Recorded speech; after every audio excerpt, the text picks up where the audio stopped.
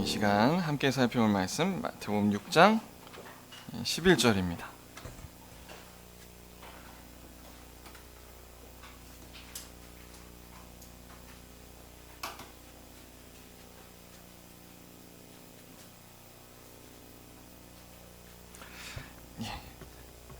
다 같이 읽겠습니다. 시작. 오늘 우리에게 일용할 양식을 주시옵고. 더 읽을 거 그랬죠? 잠시 기도하겠습니다. 사랑의 많으신 아버지 하나님, 우리의 부족함, 우리의 연약함, 나보다 우리보다 하나님께서 우리를 더 잘 아십니다. 그래서 하나님께서 우리에게 예수님을 통해 주님의 기도를 알려주셨으니 너무나도 감사합니다. 이 시간 우리가 주님의 기도 중 네 번째 기도에 대해서 배웁니다. 살펴봅니다. 하나님 성령께서 지혜와 총명을 더하여 주셔서 하나님 우리의 기도 가운데에 이 넷째 기도를 더욱 기도하는 역사가 나타날 수 있도록 하나님 함께하여 주시옵소서. 하나님 이 기도를 통해 하나님의 말씀으로 우리가 다스림을 받아 정말 더욱더 하나님을 향한 영혼의 초점이 맞춰지고 하나님의 영광을 위해서 살아가는 일들이 우리 속에, 우리 가운데, 우리의 관계 속에 더 많아질 수 있도록 하나님 역사하여 주시옵소서. 감사하며 예수 그리스도의 이름으로 기도합니다. 아멘. 지난주 저희는 첫 번째 강구에서부터 세 번째 강구를 배웠습니다. 어떻게 보면 뜬구름 잡는 것 같은 느낌이 들으실 수 있어요. 왜냐하면 이게 우리의 삶의 실제적인 하나하나를 말하고 있기보다는 첫 번째부터 세 번째의 강구는 큰 원리, 큰 그림, 우리가 나아가야 될 목적과 방향을 얘기해 주는 것이 첫 번째에서부터 세 번째 강구이기 때문입니다. 그래서 좀 뭔가 그래서 뭐 어떻게 하라는 거지? 라는 생각이 들으셨을 수 있어요. 그런데 이제 드디어 네 번째 강구부터는요, 실제로 어떻게 그 목적을 달성해야 되는지가 아주 구체적으로 설명되기 시작합니다. 그래서 이 네 번째부터 살펴보게 되면요, 우리의 삶에 피부로 와닿는 내용들이 굉장히 많을 거예요. 하나님의 영광을 위해 그 목적을 향해 우리가 구체적으로 이렇게 살아가는구나 라는 것이 이제 본격적으로 등장하게 돼 있어요. 저는 참 소망을 갖고 지금 이 주님의 기도를 설교하고 있습니다. 제 개인적으로도 전에 말씀드렸다시피 이 주님의 기도를 3년 전에 설교했지만 왜 그랬는지 참 그 내용을 다시 한번 연구해 보니 참 모르고 설교했다는 생각도 들었고요. 그 다음에 개인 기도 가운데 왜 이렇게 귀한 기도를 내가 적용하면서 하나하나 왜 기도하지 못했을까라는 아쉬움이 들고 있어요. 실제 이 주기도문의 원리를 하나하나 떠올리면서 기도하니까요, 영혼의 힘이 생기고 하나님을 향한 갈망들이 막 샘솟더라고요. 이건 제 개인적인 간증이니까요. 그래서 너무 지금 제가 행복하면서 이 설교를 준비하고 있습니다. 그래서 칼빈이 이렇게 얘기했어요. 기독교 강요에서 말한 기도해야 될 절대적인 필요성을 말합니다. 이렇게 얘기하죠. 하늘의 아버지께서 우리를 위해서 간직하고 계시는 그 온갖 풍성한 것들을 얻는 데에는 반드시 기도가 필요하다.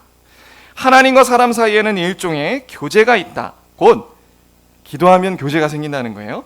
사람이 하늘의 성소에 들어가서 하나님 앞에 서서 하나님이 하신 약속 등을 근거로 하나님께 호소해야 한다. 그리고 사정이 생길 때 그들이 하나님의 말씀의 권위만을 의지하여 믿은 바가 헛되지 않았다는 것을 경험을 통해서 배우게 되는 그런 교제가 있다는 말이다. 따라서 주께서 주시기로 약속하신 모든 것에 대해서 기도로 그에게 구하라고 명하시는 것을 보게 된다. 이것이 과연 사실이기에 우리는 기도로서 우리 주님의 복음이 우리의 믿음의 눈을 밝혀주는 그 보화들을 파내는 것이다. 칼빈의 이 고백에서 보면요, 기도해야 될 이유는 충분한 것 같아요. 그러니까 우리가 기도해야만, 하나님의 원리대로 기도해야만 그리스도 안에 있는 그 영적인 보화들을 더욱더 우리가 파낼 수 있다. 그러니까 기도하지 않으면 우리가 신앙생활 해도 안 해도 살아가잖아요. 그러나 기도하지 않으면 좀 더 그리스도 안에 있는 놀라운 그 영적인 축복들을 받아서 누리는데 한계가 제한이 생긴다라고 이렇게 얘기하고 있어요. 그래서 우리는 기도해야 되는 것입니다.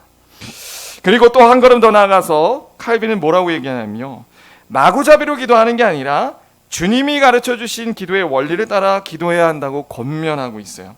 주님의 기도는 무엇을 어떻게 기도해야 할지 모르는 우리를 위해 한 가지 기도의 형식을 제시해 놓은 것으로서 우리가 하나님께 구할 수 있는 모든 것과 우리에게 유익이 되는 모든 것과 우리가 구할 필요가 있는 모든 것을 순서대로 기도하도록 주신 기도의 요체이다, 이렇게 설명합니다.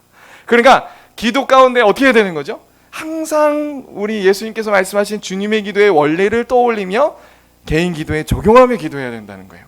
그러니까 마구잡이로 기도하는 것이 아니라요, 그럴 때 우리가 더욱 그 하늘의 보화를 충만하게 경험할 수 있다, 그 약속이 주기도문 안에 있다는 거죠. 그래서 만약 무언가 신앙생활하면서 내 영혼이, 내 마음이 쩍쩍 갈라진 가뭄을 맞은 것 같은 느낌이 드시거나 또 계속 신앙생활하는데 힘들기만 하고 뭔가 기쁨이 없고 내 영혼에 활력이 없는 것 같이 느껴지고 계시다면 기도하셔야 됩니다. 기도. 네. 기도할 때 우리가 더욱더 풍성한 그 하늘의 보화를 경험할 수 있게 되는 거예요. 그중 오늘 우리는 이제 넷째 간구인 오늘 우리에게 일용할 양식을 주시옵고, 이 간구에 담긴 원리들을 살펴보겠습니다. 먼저 우리는 이 넷째 간구를 생각할 때요, 감사와 소망으로 하나님께 나아가야 됩니다. 왜냐하면요, 하나님께서는 우리의 영혼의 필요뿐만 아니라 나눠서 제가 일부러 얘기하는 겁니다. 우리의 지극히도 우리가 생각할 때 세속적이고 육체적인 필요도 하나님께서 결코 소홀히 여기지 않으신다라는 것을 우리가 발견하게 돼요. 이 점이 참 감사하죠. 자, 앞서 얘기했다시피 첫 번째, 세 번째 간구가 우리에게 굉장히 낯설게 느껴질 수 있다고 했습니다. 왜냐하면 하나님의 영광을 구하는 목적이 담겨 있기 때문이에요. 근데 첫 번째, 세 번째뿐만 아니라요, 네 번째가 아닌 그 아래 다섯 번째, 여섯 번째도 좀 뭔가 그 표현도 그렇고 낯설어 보여요. 영적인 것처럼 보여요. 왜냐하면 우리의 죄의 문제와 우리의 시험의 문제에서 다루고 있기 때문입니다. 그런데 넷째 기도, 우리의 필요를 위한 직접적인 기도의 첫 번째를 뭐로 표현하고 계셔요? 뭘 간구하라고 하십니까? 양식을 구하라 라고 말씀해 주고 계셔요. 그러니까 하나님은 우리의 먹고 사는 문제에서부터 지대한 관심을 갖고 계시고 우리의 모든 필요를 관심 있게 돌보신다. 그래서 우리는 혹자는 이렇게 생각할 수 있어요. 먹고 사는 문제부터 기도하는 것이 좀 마음에 꺼리낌이 있을 수 있어요. 왜냐하면 예수님이 이렇게 얘기했잖아요. 무엇을 먹을까? 무엇을 마실까? 무엇을 입을까? 하지 말라. 그러니까 예수님이 그렇게 말씀하신 것을 생각할 때 내가 먹고 사는 문제 혹은 이런 육체적인 필요를 위해서 기도하는 건 뭔가 좀 저급한 게 아닐까? 여기 앉아 계신 우리 성도님들은 그러시지 않으시죠? 근데 저기 어디 교회 다니시는 분들은 그런 분들도 계시다고요. 그래서 마치 그런 기도는 저급한 기도고 뭔가 하나님 영광을 위해, 나라의 확장을 위해 막 기도하는 것은 뭔가 고차원적인 기도로 생각되어지는 분들이 있어요. 그런데 천만의 말씀입니다. 그건 오해죠. 예수님은 먹고 사는 문제를 놓고 아예 기도하지 말라고 말씀하신 게 아니라요, 염려하지 말라라고 하셨어요. 염려하지 말라. 그리고 우리가 그분들이 오해하는 건 무엇이냐면 먹고 사는 문제가 곧 영적인 문제임을 모르는 거예요. 그래서 예수님께서, 사도 바울이 이렇게 얘기했잖아요. 무엇을 먹든지 무엇을 마시든지 어떻게 하라? 다 하나님의 영광을 위해서 하라. 그러니까 이 간구를 통해서 우리가 알 수 있는 건 뭐냐면 지극히도 우리가 관심을 갖고 우리가 연약하여서 넘어질 수 있는 부분인 먹고 사는 문제와 이 육체적인 필요를 통해서 하나님이 우리를 말씀으로 다스리시고 지도하셔서 하나님 영광을 위해서 살게 하겠다라는 그 목적이 담겨 있어요. 자, 좀 더 우리가 구체적으로 살펴보겠습니다. 양식이 무엇일까요? 우리는 하나님 앞에 양식을 달라고 늘 기도해야 됩니다. 양식이 뭘까요? 양식은요, 좁은 의미에서 그냥 문자적으로 얘기하면 정말 우리 몸이 살아가는데 생존을 위해 필요한 먹고 마시는 음식, 음료 이런 것들을 말하기도 합니다. 그리고 좀 더 나아가면 우리가 지금 숨 쉬는 게 어떻게 숨 쉬고 있죠? 하나님이 산소를 주셔서 숨 쉬고 있죠. 이렇게 우리가 생명을 유지할 수 있는데 필요한 모든 것들을 가리키기도 합니다. 그런데요, 우리의 믿음의 선배들, 특히 루터와 칼빈은 뭐라고 얘기하냐면 이 양식이란 우리가 인간답게 살아가기 위해 필요한 모든 것을 말한다고 합니다. 우리의 영혼과 육체, 우리의 정신, 모든 것들에 필요한 총체적인 그 필수품을 얘기한다고 해요. 그래서 마르틴 루터는 이렇게 말합니다. 일용한 양식은 우리 삶을 위한 양식과 필수품에 속하는 모든 것들이다. 곧 음식과 의복과 신발, 집, 정원, 가축, 돈, 재산, 올곧은 배우자와 아이들, 착한 식솔들, 강직하고 신실한 통치자들, 좋은 정부와 날씨와 평화와 건강과 품격과 명예, 아무튼 모든 것. 우리가 인간의 삶을 영위하기 위한 우리의 영혼과 육체와 또 그 안에 깃든 정신까지 다 하나님 앞에 살아가기에 필요한 것들을 다 총칭하는 말이다. 넓게는 그렇다는 거죠. 이렇게 얘기해요. 그리고 궁극적으로 이런 해석에 따르면요, 이 양식의 범위는요, 시대와 문화에 따라 조금씩 달라지고 있다는 것도 기억해야 할 필요가 있어요. 예를 들면 옛날에 자동차가 없었잖아요. 자동차가. 하지만 오늘날은 자동차가 없으면 참 살기 힘들죠. 이 자동차를 놓고도 기도해도 된다는 겁니다. 하나님은 이렇게 참 감사하신 분이에요. 그리고 양식은요, 이렇게 물질적인 것만을 말하는 것이 아니라 우리의 인간에게 필요한 어떤 영적인 것도 중요하죠. 영적인 것, 영적인 양식이 뭔가요? 성경에 의하면 말씀입니다. 간단하게 얘기하면. 그래서 예수께서 광야 생활 동안 40년 광야가 아니죠. 40일 광야 생활하신 후에 사단마귀로부터 시험 받으신 첫 번째 시험 때 뭐라고 하셨죠? 사람이 떡으로만 살 것이 아니라 하나님의 입으로부터 나오는 모든 말씀으로 사는 것이다. 말씀이 우리 영혼이 살아갈 영의 양식임에 분명합니다. 그리고 그 핵심은 또 무엇이죠? 그 말씀의 핵심은 무엇입니까? 정말 그 필수 영양소가 무엇이냐 이 말이에요. 예수 그리스도시죠. 그래서 예수님이 요한복음 6장 27절에 이렇게 말씀하십니다. 6장 27절인가? 모르겠어요. 예수께서 이르시되 나는 생명의 떡이니 내게 오는 자는 결코 줄이지 아니할 터이요 나를 믿는 자는 영원히 목마르지 아니하리라. 그래서 우리가 말씀을 통해 믿음으로 예수님을 먹고 마셔서 그 예수님이 우리의 영혼의 피와 살이 되는 거죠. 그래서 우리가 하나님 앞에 살아갈 능력과 힘을 얻습니다.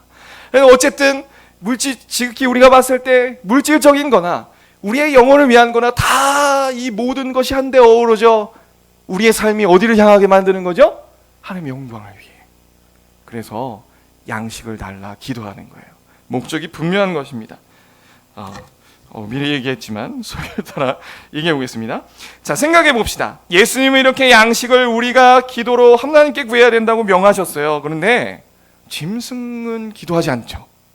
그리고 신자가 아닌 세상 사람들도 기도합니까? 잘 안 해요. 그런데도 잘만 먹고 잘 살아요. 그러니까 이것을 통해 우리가 알 수 있는 건 뭐냐면 단지 양식을 위해서 기도하라 라는 것에 그 의미가 있지 않다는 거예요. 그 내면의 의미가 더 중요한 거죠. 무엇이죠? 분명한 목적이 있는데 이 기도를 통해 하나님께서는 우리를 매일매일 하나님의 자녀로 하나님을 의존하며 살 수 있는 법을 가르쳐 주십니다. 말씀을 통해 지도하시는 거예요. 기도를 통해 우리를 훈육하시는 거예요. 그래서 하나님의 거룩한 자녀답게 사는 법을 우리가 점점 배워가는 것이죠. 기도해야 된다는 겁니다. 이렇게. 자, 생각해 봅시다. 세상 사람들은 마치 스스로의 능력과 힘으로 벌어먹고 사는 줄을 착각하고 있어요. 살아가는 가장 기본 권리라 여기는 먹고 사는 문제에서부터 그들은요, 하나님을 떠나 스스로 인생을 살아가려는 교만의 독립심을 그들의 삶에서 마음껏 뽐냅니다. 사람이 양식을 먹어야만 살 수 있다는 건 그 자체로 불완전하다는 반증이죠. 그래서 사람은요, 사실 전적으로 하나님을 의존하여서 신자나 불신자나 하나님을 의존해서 살아가고 있어요. 그런데 사람은 무지해, 죄로 말미암아 무지해서 그 사실을 깨닫지 못해요. 불신자는 당연하고요, 하나님을 찾는 자도 없고 깨닫는 자도 없죠. 신자도 머리로는 아는데 살다 보면 자꾸만 그 사실을 잊어먹기 마련입니다. 그래서 이렇게 기도하라고 하고 있어요. 가인이 자신의 아우를 버리고 하나님을 떠나 놋 땅에 살아가죠. 놋이라는 의미를 방황하고 유리함이라 했습니다. 그러니까 이 의미는 무엇이냐면 하나님을 떠나 내 인생을 내 스스로 개척하고 살아가고자 하는 그 교만이 결국 어디에서 무엇을 하든지 하나님이 보시기에는 방황하고 유리하고 있는 인생일 뿐이다 라고 이렇게 설명하고 있어요. 하나님의 붙드심 없이는 우린 절대 살아갈 수 없죠. 그런데 마치 세상 사람들이 이렇게 방황하며 사는 것처럼 때로는 우리 신자도 그렇게 살 때가 많아요. 이게 참 안타까운 일이죠. 세상 사람들이 어떻게 살아갑니까? 가인의 애녹성을 살아 스스로를 보호하고 과시하려는 것처럼, 또한 그의 자손들이 수금과 퉁소 등 여러 가지 기구를 만들었잖아요.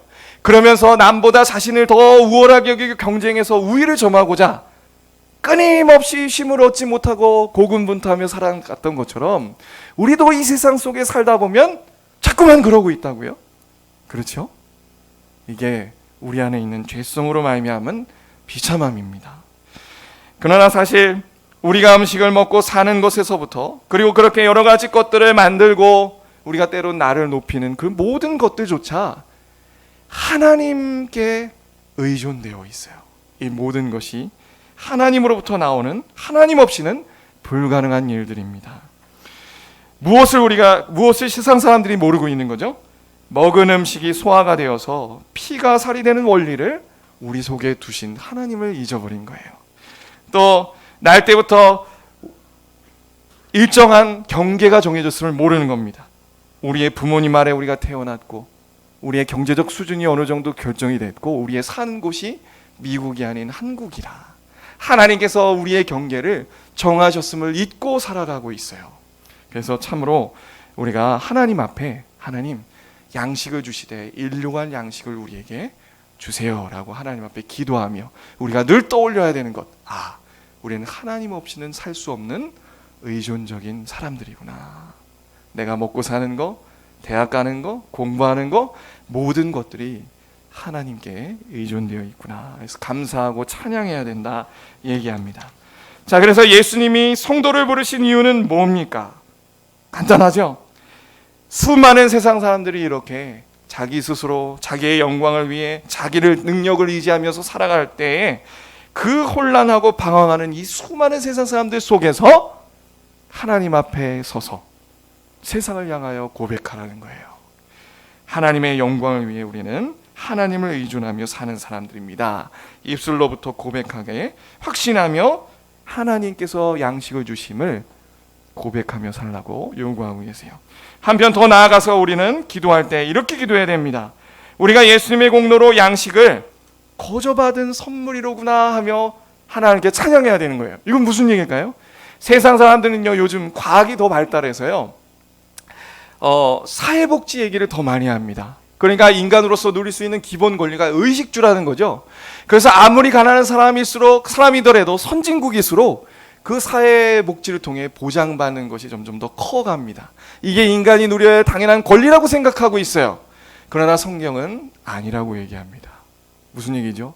우리는 하나님으로부터 본래 그것을 받을 자격조차 없는 죄인들이었다고요.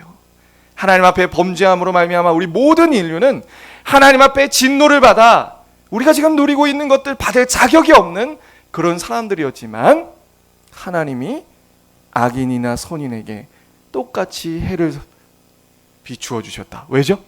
예수 그리스도가 오셔서 구원의 그 은혜의 역사를 이루셔야 되니까 이 세상에게 자비를 베푸사 예수님을 근거로 지금도 우리가 그런 혜택을 누리고 있다. 뿐만 아니라 예수 그리스도로 말미암아 우리에게 하나님의 은혜가 임해 우리가 뭐가 되었죠? 자녀가 되는 축복을 누렸다고요.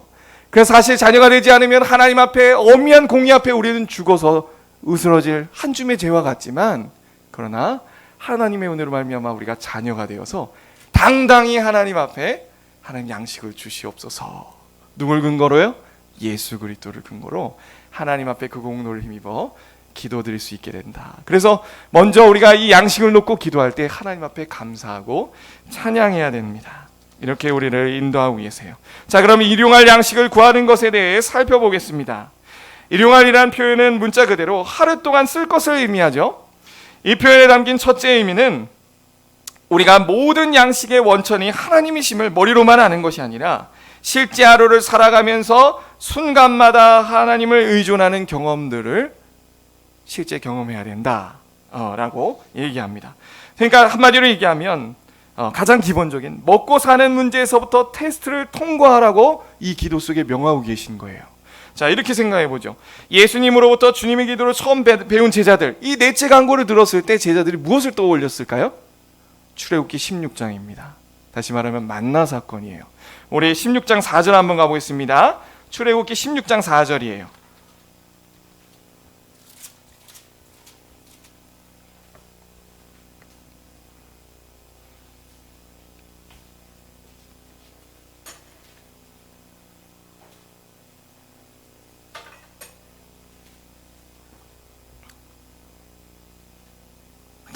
다 같이 한번 읽어보겠습니다. 시작. 그때 여호와께서 모세에게 이르시되 보라 내가 너희를 위하여 하늘에서 양식을 비같이 내리니니 백성이 나가서 일용할 것을 날마다 거둘 것이라. 이같이 하여 그들이 내 율법을 준행하나 아니하나 내가 시험하리라. 자, 지금 뭐라 하고 계셔요? 이스라엘 백성들이 홍해 바다를 통과하고 하나님 앞에 원망불평했어요. 먹고 마실 게 없어서. 하나님께 구하면 주실 것인데 아직 의존하고 의지하는 모습이 없는 거죠. 구원을 받았어도요. 그래서 지금 하나님께서 뭐라고 하십니까? 일용할 양식을 너희에게 줄 것인데 너희가 나가서 거둬야 된다. 그런데 그것이 뭐하고 연결되어 있어요? 그들이 그걸 거두면서 내 율법을 준행하나 아니하나 내가 시험하겠다. 이 시험은요 끝이 없어요. 통과할 때까지입니다. 통과할 때까지. 그래서 이 테스트를 하는 것은 하나님께서 먹고 사는 문제에서부터 말씀의 다스림을 받고 하나님을 의존하는지 우리를 확인하시겠다라는 거예요. 그래서 우리는 하나님 앞에 이렇게 기도해야 되는 겁니다. 살다 보면 힘든 때가 옵니다. 이스라엘 백성들이 강렬한 태양 아래 광야를 걸으면서 줄이고 대단히 목말랐죠. 그리고 이스라엘 백성들이 이 순간 하나님 앞에 어떠한 반응을 보였나요? 아까 얘기했지만 원망과 불평이었어요. 우리 2, 3절 한번 볼까요? 2, 3절도 다 같이 한번 읽어보겠습니다. 시작. 이스라엘 자손 온 회중이 그 광야에서 모세와 아론을 원망하여 이스라엘 자손이 그들에게 이르되 우리가 애굽 땅에서 고기가 막 곁에 앉아 있던 때와 떡을 배불리 먹던 때에 여호와 손에 죽었더라. 어려움에 처하자 하나님 앞에 먹고 사는 문제에서부터 뭐 어떻게 하고 있죠? 원망 불평하고 있어요. 자, 그렇다면 그 순간 하나님 앞에 이 테스트에 통과하고 하나님 앞에 정말 하나님의 말씀을 의존하고 다스림 받는 그 증거가 어떻게 나타날까요? 원망과 분별의 반대입니다. 무슨 말씀 드리는지 아시죠? 우리는 매일 매 순간 주신 것에 감사하고 만족하고 누리며, 누리는 것까지 포함되어 있어요. 자족, 누림, 감사와 찬양을 하나님 앞에 먹고 사는 문제에서부터 드려야 됨을 알려주고 있습니다. 자, 어떻게 우리가 그렇게 할 수 있을까요? 하나님께서 이렇게 원망하는 이스라엘 백성들에게 일용할 양식을 주심으로써 교육하십니다. 주신 원칙을 통해 우리가 배워야 될 게 있는 거예요. 첫째 무엇이냐면 그 어려움의 상황에 놓였을 때 우리는 기도로 양식을 베푸시기에 능하신 창조주 하나님을 믿음으로 기억해야 됩니다. 뭘 기억하라고요? 창조주 하나님을, 양식을 베푸시기에 능하신 그 창조주 하나님을 말씀을 통해 떠올려야 한다고요. 이 기도를 할 때 그렇다고요. 생각해 보세요. 하나님께서 일용할 양식을 한 사람당 정하셨어요. 여기 첫 번째 포인트는 그거죠. 하루에 한 사람당 한 오멜씩 거두게 하셨습니다. 그러니까 그 하루 동안 사람에게 주어진 그 양식에 일정한 경계가 사람마다 있다는 것을 여기서 우리는 배울 수가 있어요. 그런데 실제로 그 이스라엘 백성들에게 아침마다 그 한 오멜씩 다 내렸잖아요. 몇 만이 먹었다고 그러죠? 그 장정뿐만 아니라 가족까지 다 포함하면 한 200만이라는 거잖아요. 200만? 결과적으로 어떻게 됐어요? 아침마다 그것을 거두어 먹었을 때 부족함이 없고 풍족하게 모든 사람이 먹고 남음이 없었다. 이렇게 표현하고 있어요. 이거 대단하지 않습니까? 이렇게 한번 생각해 보시죠. 우리 상록교회에 귀빈을 초청한다고 생각해 봅시다. 그래서 식사 대접하는 거예요. 근데 그 사람이 고작 한 5사람이면 그 음식 양들을 그래도 제법 수월하게 조절할 수 있겠죠. 그런데 한 100명이 우리 교회 와서 식사를 한다고 생각해 봐요. 그럼 그거 누가 그 양 맞출 겁니까? 아무리 머리를 쓰고 한다 해도 물론 전문가들은 할 수도 있겠지만 예를 들어 설명하는 거예요. 남을 때도 있고 부족해서 어떡하나 그럴 때도 있고 그게 우리 아니겠습니까? 그러나 능하신 그 창조의 하나님은 이스라엘의 200만이나 되는 사람들을 어떻게 하셨어요? 그 한 명 한 명이 먹을 양들 사람마다 다 다르잖아요. 먹는 양들이. 저도 많이 먹는데 적게 먹는, 입이 혀가 짧아서 적게 먹는 사람도 있고 많이 먹는 사람도 있고 다 아신다니까요. 누가 위가 크고 누가 작은지 하나님은 다 머리털 개수까지 세신다니까요. 그러니까 하나님은 다 아시고 일용할 양식을 주신다. 온 세상의 지구에는 사실 지금 태어난 모든 사람들이 먹기에 부족함이 없는 양식을 하나님은 지금도 공급하고 계세요. 근데 문제가 생겼죠. 무슨 문제겠습니까? 우리가 이렇게 생각할 때 개인의 삶에 하나님이 얼마나 세심하게 우리를 돌보시는가를 생각하게 됩니다. 능하신 양식을 베푸신 하나님 생각할 때. 그런데 한편으론 이 얘기를 해야 되는구나. 자, 만나를 하나님이 창조하셔서 주시는 것에 대해서 한번 생각해 봅시다. 하나님이 만나를 창조하셔서 하늘에서 비 오듯 내리게 해주셨어요. 이거는 일반적인 섭리, 지금까지 벼가 나고 싹이 나고 열매가 맺히는 그런 일반적인 섭리가 아니라 특별한 섭리죠. 이스라엘 백성들에게 보여주신 거예요. 아마 이스라엘 백성들은 광야에서 줄이고 목마르자 오아시스를 눈 빠지게 찾았을지 몰라요. 광야 한가운데서 오아시스 어딨나? 우리를 가란 목을 축일 그 오아시스가 어딨나 찾아 헤맸을 거예요.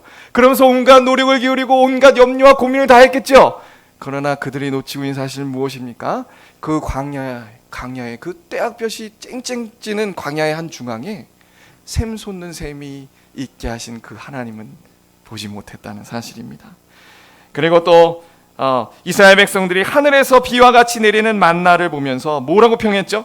가시와 같고 희고 맛은 꿀 섞은 과자라 평했던 것처럼 우리가 역사를 아주 처음 시작으로 거슬러 가보면 벼나 이런 열매들 최초로 나서 우리의 선조들이 벼라고 부르고 하나님이 자라게 하신 그 원리, 심으시고 자라게 하신 그 창조주 하나님께 감사드리고 영광 돌리는 이러한 일들이 있었을 거예요. 지금도 동일한 원리가 계속되고 있죠.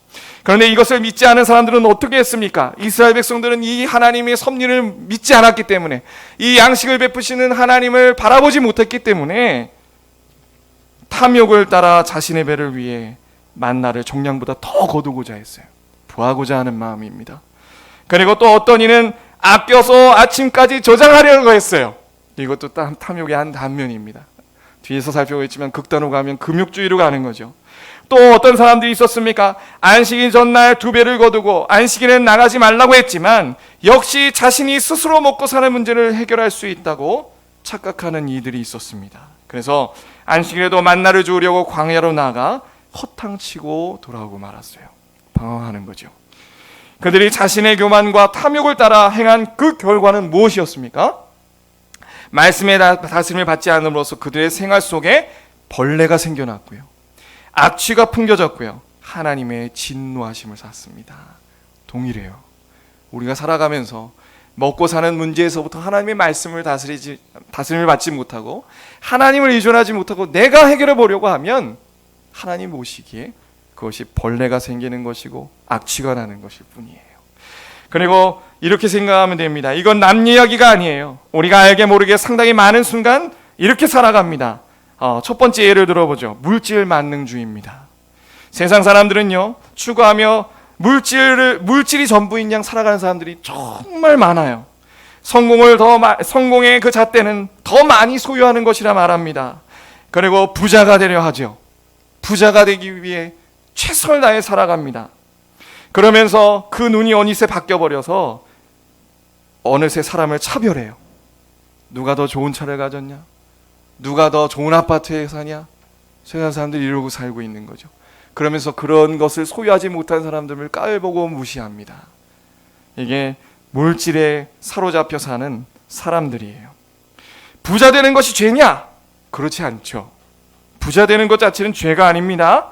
하나님께서, 이건 하나님 주권이에요. 하나님이 어떤 사람이 부자가 되기도 하시고 어떤 사람은 가난해지기도 하게 만드십니다. 그런데 무엇이 문제냐? 성경은요, 그 부를 탐하는 마음이 강하면 죄라고 분명히 선언하고 있습니다. 그러니까 신자가 그것을 부하고자 추구하는 것은 죄예요. 하나님께서 각 사람에게 정해주신 일용할 양식이 있다는 건 그 경계를 하나님께서 정해주셨음을 먼저 인정해야 됩니다. 이 인정이 없으면 탐욕이 부하려는 마음으로 흐르는 거예요. 그리고 부하려는 마음은 그 초점을 하나님으로부터 멀어지게 만들어 버립니다. 그래서 하나님께서는 부하는 마음을 경계하고 자족하는 마음을 가지라 명하셔요. 우리 디모데전서 6장 6절에서 10절 말씀 한번 가보겠습니다. 디모데전서 6장 6절에서 10절이에요.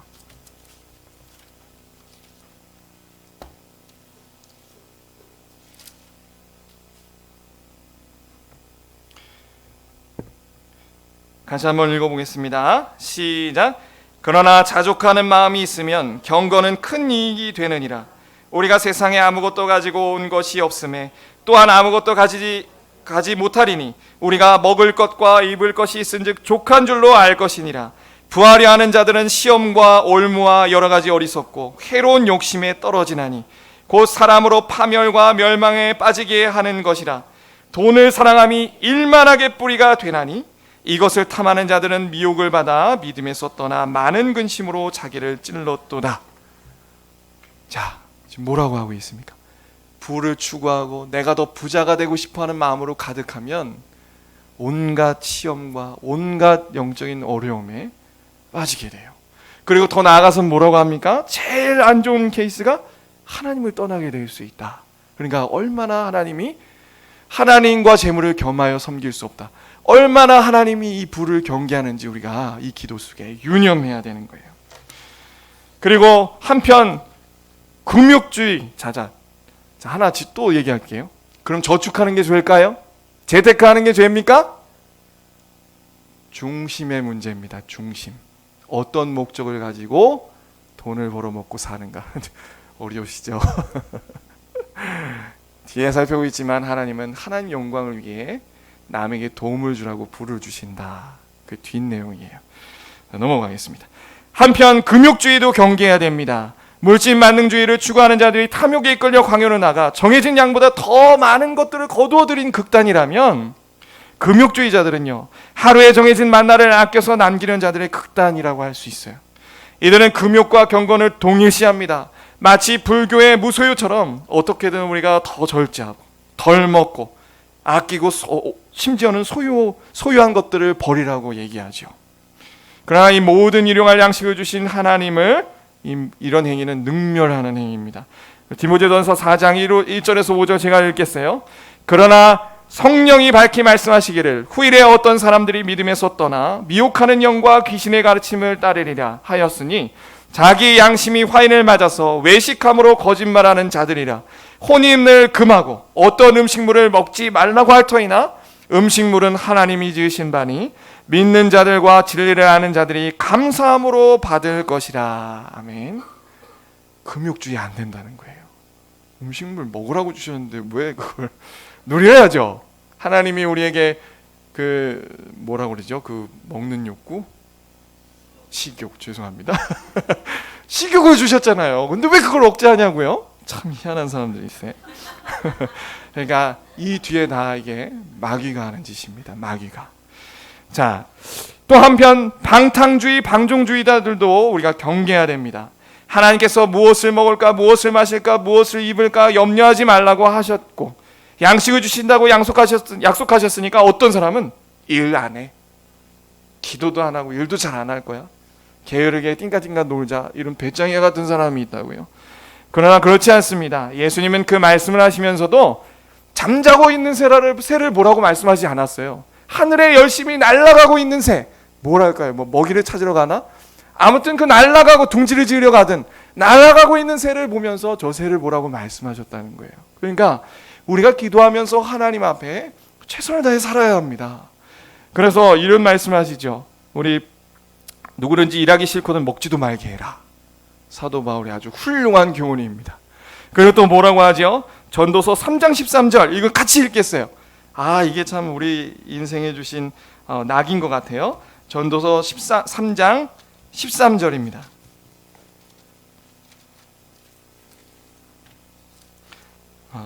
자, 이렇게 말합니다.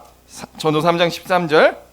사람마다 먹고 마시는 것과 수고함으로 낙을 누리는 그것이 하나님의 선물인 줄도 또한 알았도다. 아멘. 그러니까 하나님이 주시는 양식, 우리가 일하면서도 보람을 느끼게 하셨고, 그리고 일하면서 얻은 그 양식 하나님이 주신 거죠.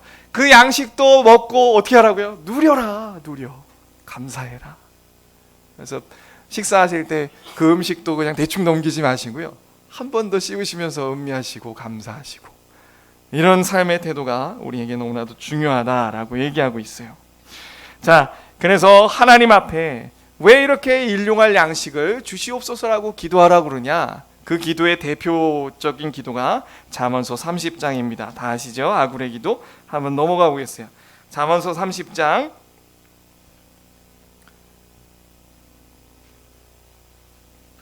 8절부터 9절 같이 읽겠습니다. 시작.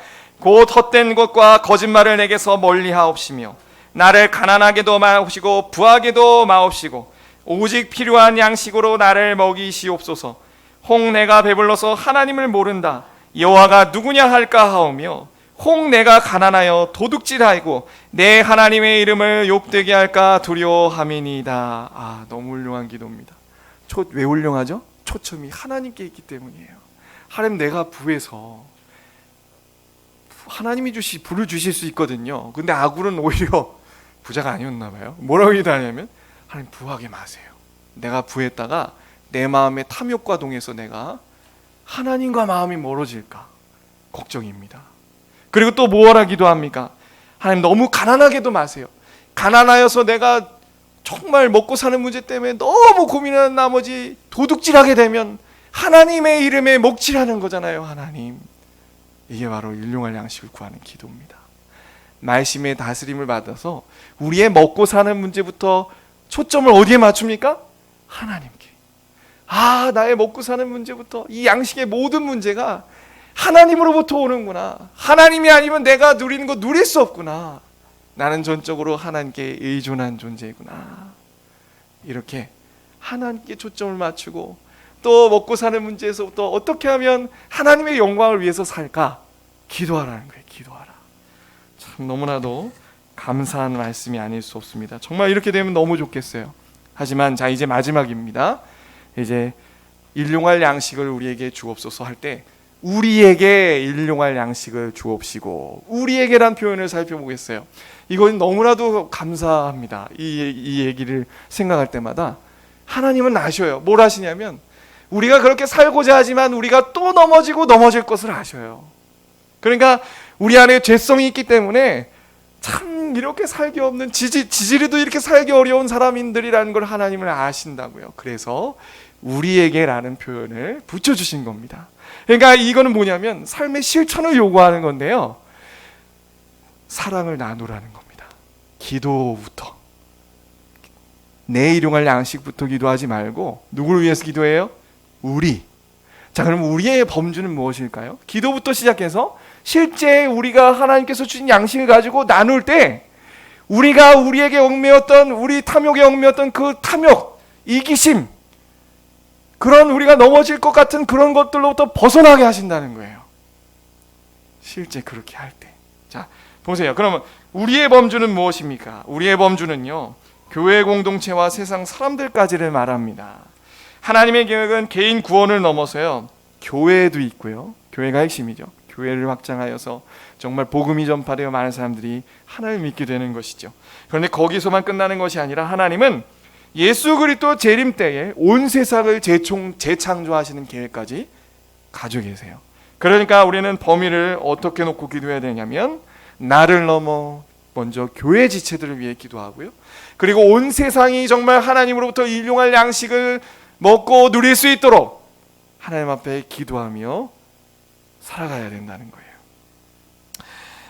그래서 먼저 그리스도 안에 있는 한 몸된 영적 가족의 영육 간의 필요를 위해 기도하며 서로를 돌봐야 합니다. 교회에 직분을 두신 핵심적인 이유 중 하나가 바로 여기 있어요. 우리 권사님들은 특별히 헌법에 보면 그 어려움을 당하고 질병에 있는 그런 환우들을 돌아보라 하셨고요.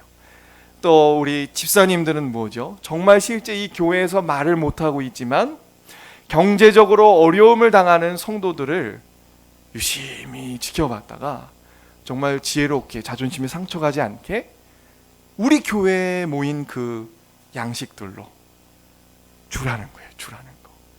실제적인 얘기입니다. 그래서 사도 바울이 어떻게 했죠? 그 예루살렘에 헌금을 가져다 줬잖아요. 에? 그렇죠? 거꾸로 얘기했나요? 로마에 주었죠?